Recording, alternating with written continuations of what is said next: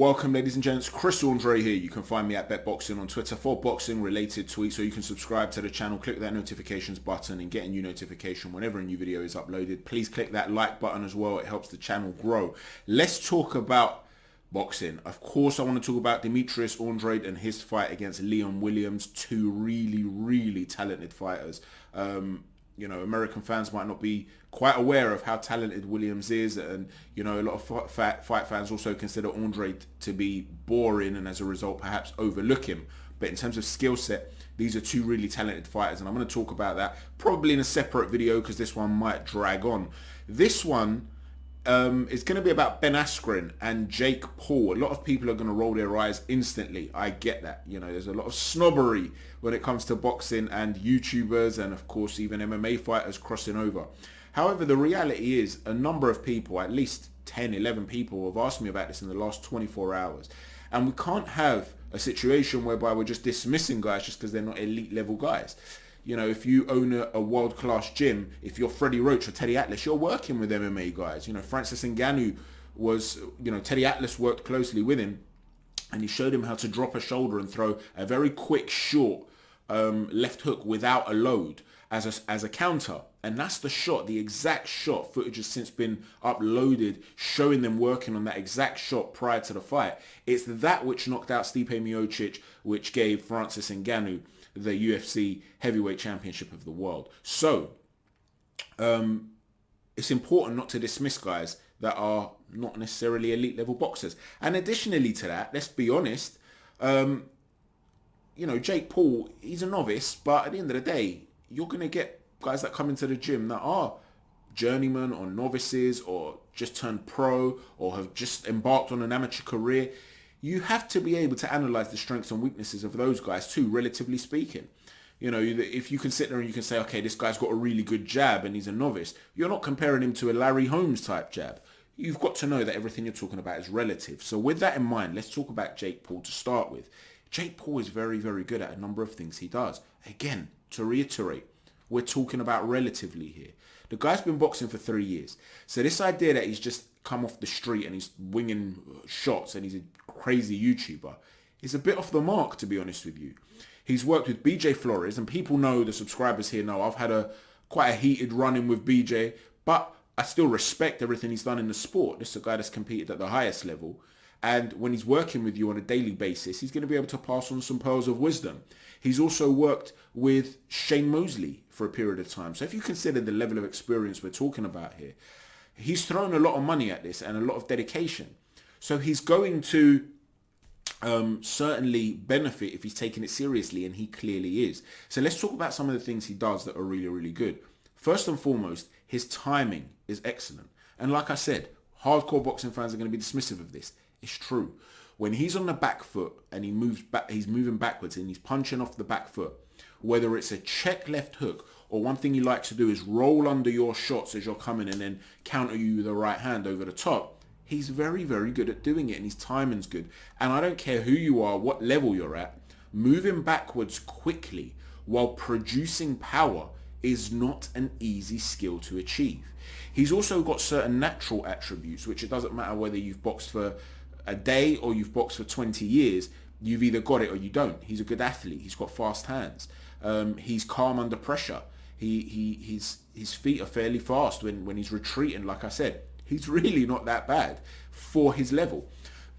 When he's in the center of the ring, he's looking to feint. He's looking to draw you into shots and then work off of what your reaction is, which shows that he's a thinking fighter. I know a lot of you are going to be sitting there rolling your eyes going, Chris, man, I did not expect this from you. I thought you were going to come out here, start ripping Jake Paul. No, everything's relative. That doesn't mean he doesn't make errors. There are things he needs to work on.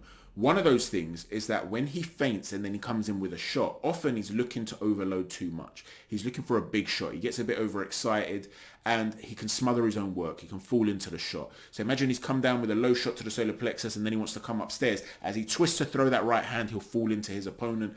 When he's faced guys in the past, I say guys, he's faced Nate Robinson, of course, a basketball player, and he's faced another couple of YouTubers. One of them was an amateur fight. When they're sort of coming in towards him, you can see he smothers his work. He's not necessarily great at pivoting off to the side or using a strong arm to to create distance or anything like that, or a little half step back. He doesn't do that. He falls into the opponent. He gets too overexcited as he shifts his weight over his lead foot to throw that big shot. But there are good things there. And when he does get you tired or hurt, there's variation there. He will drop an uppercut. He will drop a hook or two that isn't just a winging wide hook. He'll pick his shot. This is the reality. Jake Paul's really not that bad.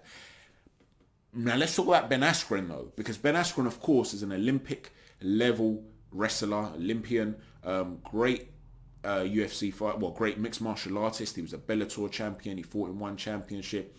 He fought in the UFC. This is a guy that's been around, and if he takes you to the ground, you're in serious trouble. Unfortunately for him, there's no ground game allowed in this fight. Does that mean he loses the fight? Well, if you look at the two on the pads, you'd have to say Jake Paul's sharper. And I know that Ben Askren is a fighter, but Jake Paul has specialized in boxing. There's a difference. However, there are certain traits and skills when you are fighting which are transferable. Questions about knowledge, about leverage and movement. He's a wrestler. So what he wants you to do is fire off a shot so he can react to that shot by slipping it or coming under it to shoot at your legs and take you down.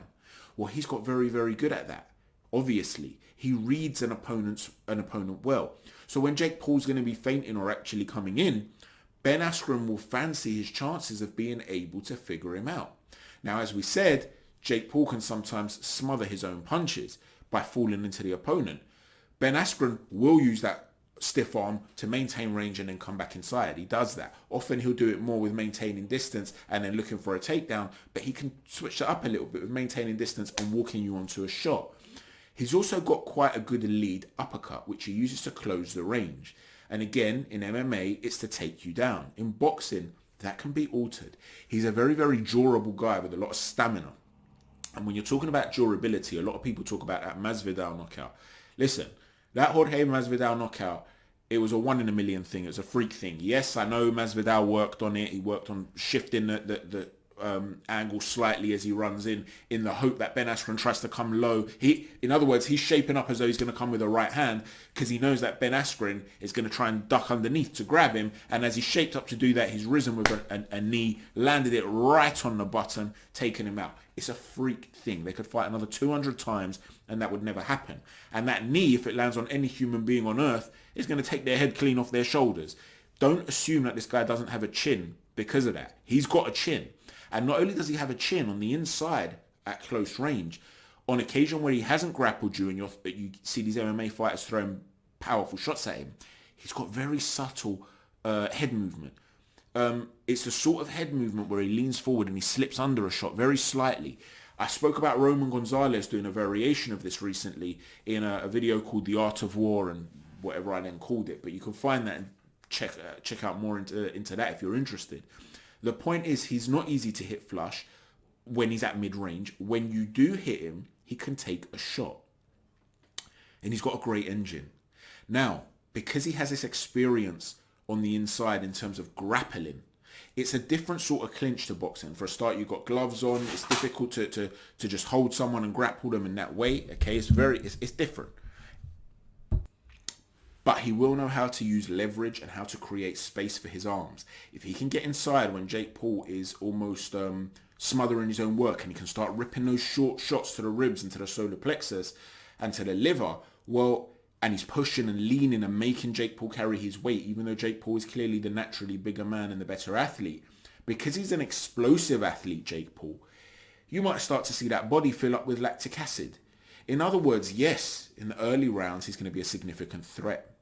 But in the later rounds, he could get worn down by being forced to work in spots where he doesn't want to work. In areas where in the past he's looked to grapple and hold a guy, and it became a bit of a hugging contest against Robinson. And even before that, when he fought the guy that was trying to emulate Mike Tyson and he was coming in so low with that peekaboo style that his bum was almost hitting the floor and then he was trying to rise from there. A terrible technique.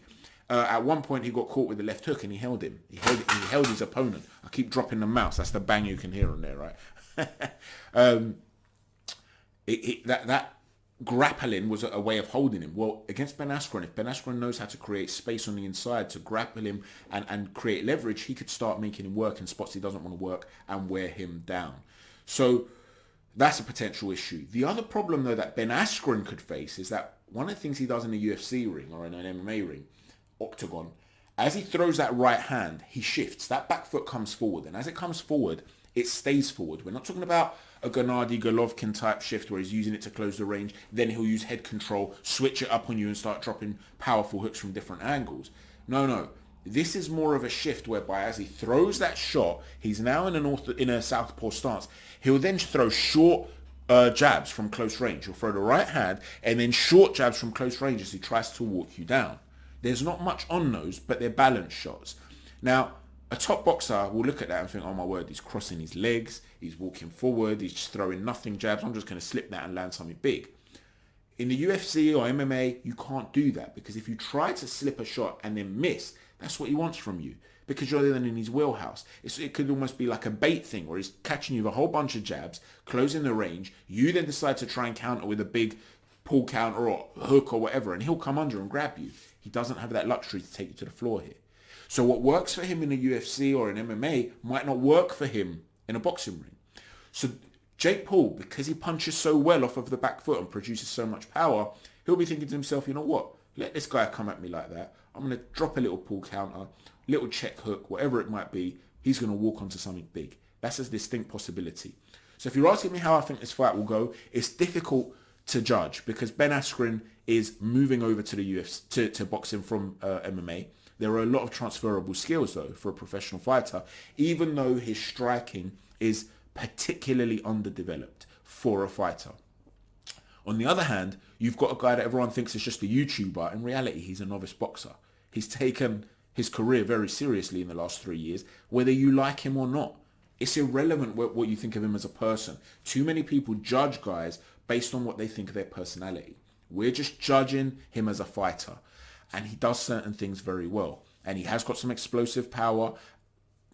I mean, it's hard actually. No. Let me rewind that because that's not a fair thing to say. Because he's hitting guys that don't know how to roll with punches and not used to absorbing punches. He could be feather-fisted against a professional fighter who's used to getting hit. Okay? But so far, he has looked as though he carries some pop. And that includes on the pads and it includes in the ring. Additionally to that, he is good at punching off the back foot. So because he's a taller man, I can imagine Ben Askren early, potentially walking onto something. If that doesn't happen, as the fight wears on and goes late, you'd have to fancy Ben Askren. However, even that has a little asterisk next to it because Ben Askren looks in terrible shape. Okay, he's got a pot belly and all sorts. And you do see that Jake Paul likes to target the body with that spear-like jab. Now again, he's not in there with Dillian White, the body snatcher, but UFC fighters aren't used to body shots because, for the reasons that we've explained already, there's so much grappling involved. So the minute you get into mid to close range, someone will grab you, hook you, knee you in the head, kick you to the legs. You don't have the luxury to get in there and start working. This is why when James Toney tried to move over, it was always going to go tits up because where he works best, the range where he works best, in a real fight or a UFC fight, you know, MMA is not necessarily, of course, the equivalent of a real fight. There are a lot of rules there that, believe me, they wouldn't be able to get away with a lot of the stuff that they do in the street too. But in a more realistic setting, some of the things James Toney does, he wouldn't actually get away with. That's not to say he can't adapt, but the actual style he brings that he'll then try and translate at the highest level at MMA wouldn't translate particularly well, and that's why we saw him struggle, albeit at very old age, when he tried to make that move. So what if Ben Askren is being targeted to the body by Jake Paul, something he's not used to at an older age? I think he's 36 now, with a bit of a pot belly. How does he hold up athletically? Listen, it's an interesting fight in terms of curiosity, morbid curiosity. It's not something that, you know, appeals to me much. I wouldn't really have done a video on this, but I will watch in the coming days. I wouldn't pay pay-per-view for this fight personally. Not that I'm looking to put anyone else off. If anything, me doing this video is more likely to promote the fight. It's just a personal preference that for me, it's not something that jumps out at me. I will be watching. If I was told to get off the fence, maybe Ben Askren late on. Let me know what you think, guys. Thanks for watching. Chat to you soon. Take care. God bless.